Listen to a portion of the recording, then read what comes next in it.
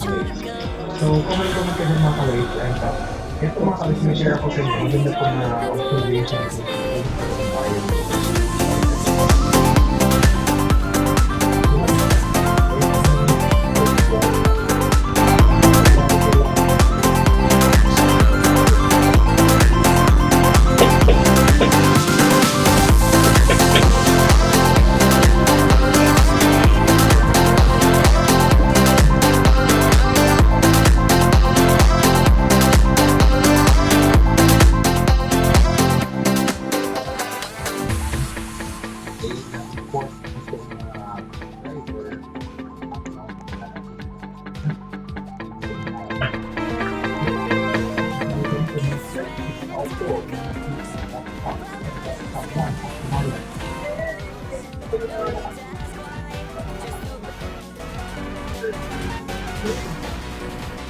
Karamihan, ay sa mga sasakyan niya ay may dashcam na para kung may problema sa accident, kasi kung magkakaroon or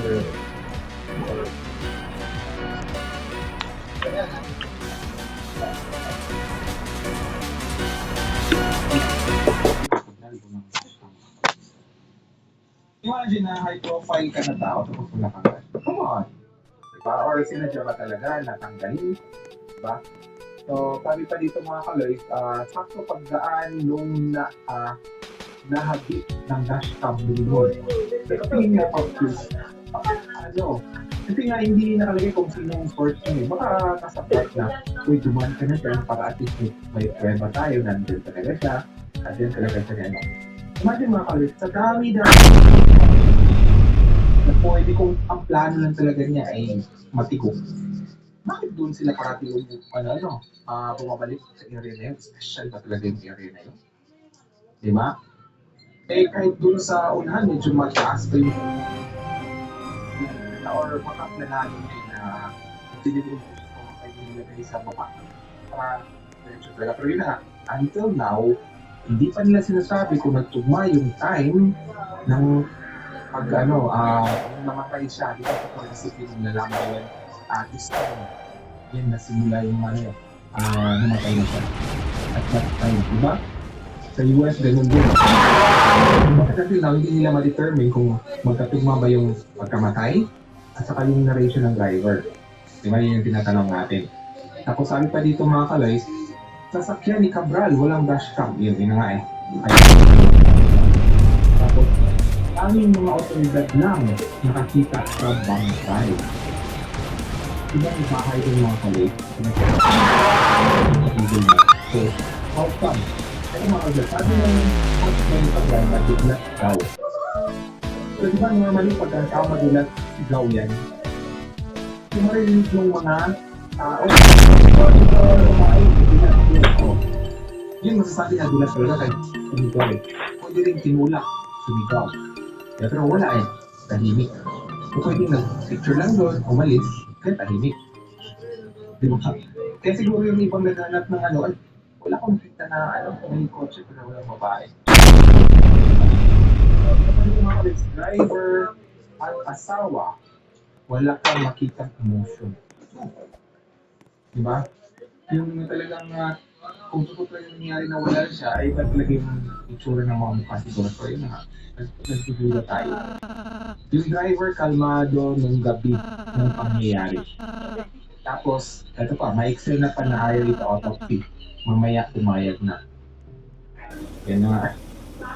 Pero itong si John Vic talaga ay parang pabor talaga dito sa sa hospital. Dahil talaga sa implant lang instant ang autopsy, wala pang 24 hours na resulta na. Diba?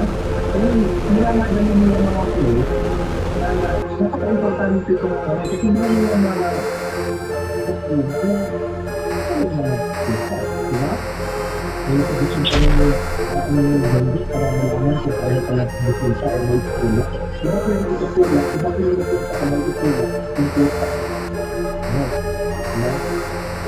Diba kung yung resulta mo kasi naman para sa pababa.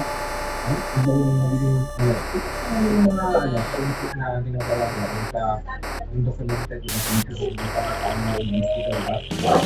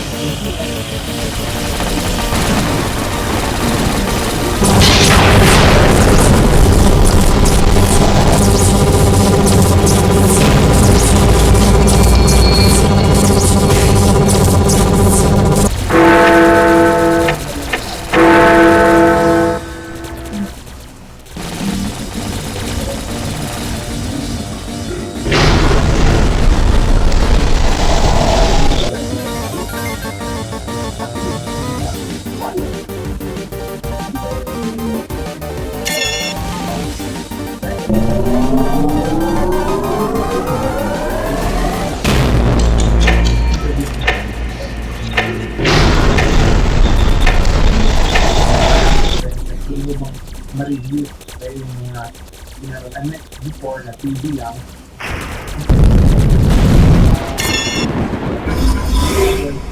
Pinakuha at yung balikan. Yun yung maganda ngayon high-tech na tayo yung TV mo sa kapag so sabi dito mga kalay na yun na yun na hindi video yung kapatay.